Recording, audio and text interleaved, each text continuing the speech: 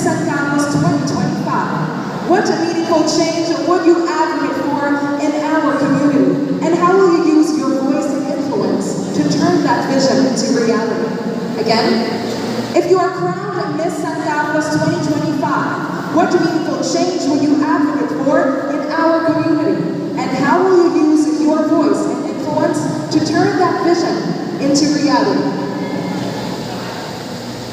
San Carlos City is a city of both progress and preservation, and as an advocate for promoting sustainability and ecotourism by empowering the youth, I aspire to make growth while at the same time preserving our culture and nature, because it is high time in our generation that we are open to new media, to new technology, to new innovations. But San Carlos City is very dear to my heart.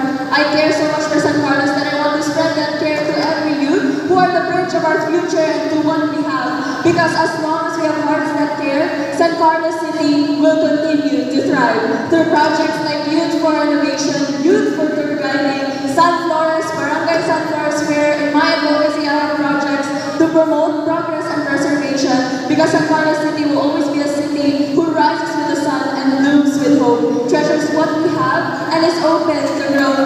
Because again, we are a city of both progress and preservation. I never found the reason to leave San Carlos, because I find my reason to stay here, and it is with my love for San Carlos. Thank you.